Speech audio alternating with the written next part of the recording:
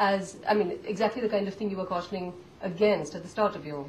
Thank you so much for raising this. Why I say that, when there is a paucity of time, and as I said, that English language doesn't come natural to me. If I were to speak and spoken in Hindi, I think it would have been much, I would have spoken with brevity. This is exactly the problem. I say, this you said about polarization, right? Because that I didn't mean it at all. I didn't mean it at all because West and East, these dichotomies are also false. Therefore, even in 1909, Mahatma Gandhi made it very clear. Now I won't say Western civilization, because now it has become as much as ours.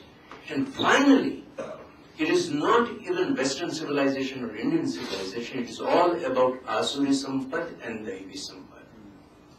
Asuri Sampad has only 6 attributes and Daivi Sampad have 26 attributes. You yesterday said 22, right? But I think Ardavam, Marjavam, Abhayam and Namrata, these 4 need to be added into that. So, it is finally about that. West only stimulated in us what was not divine. Western civilization. Western civilization was mediated through colonial rule. We know all this.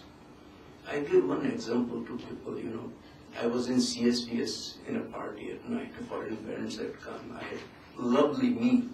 And suddenly, phone came from my home that my father had passed away. I had hunger in my stomach. I liked the food, which was very tasty. I lost the taste. I lost the hunger.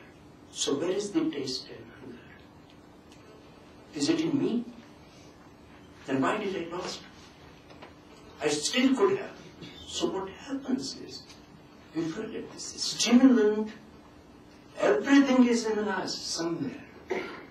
But something works as a stimulant and stimulates bad things or the good things in us.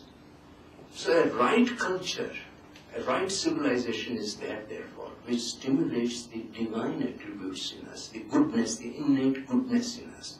Now, it is the duty of my father, of my religious teachers, of my teachers, of my governments, everything. How many stimulants we have created so that the goodness of individual, goodness of human being comes up. This is the challenge to us. So whether it is West or East, this is completely immaterial to us today. And we must not talk about that also, because then we abdicate ourselves from the responsibility. Therefore, in the 2nd chapter of Hindu Swaraj, Mahatma Gandhi says, it is we who are responsible why we became slaves of Western civilization in West. Not civilization also, but we became slaves of the British Empire because we liked their silver, we liked their goods, we liked their this, that and the other.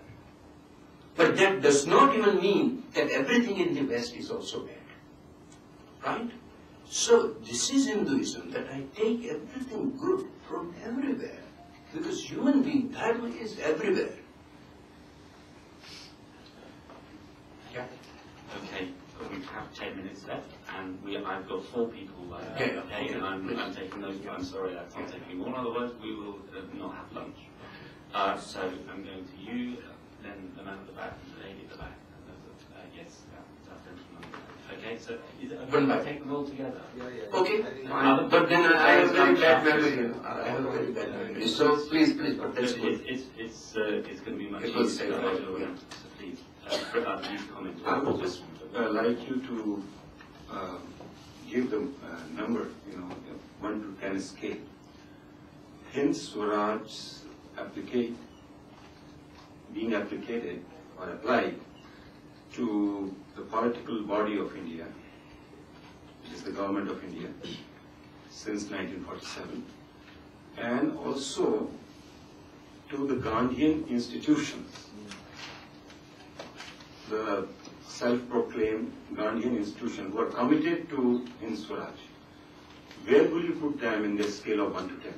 And secondly, will you feel that Gandhi failed in the responsibility because when he had this very heated and very intense exchange of ideas and letters with his successor Nehru in 1928. And the body of those letters is bigger than the Hind Swaraj itself.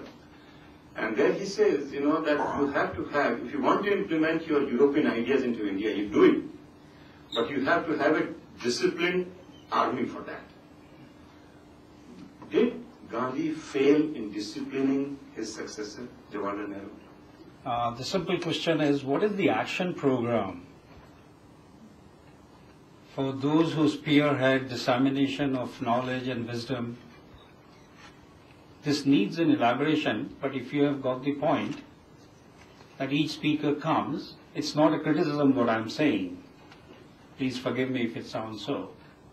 But we need to acutely look into whether we are missing something in our thought processes. Because when it's an action program, otherwise each speaker comes, disseminates the knowledge, and we are wiser, surely.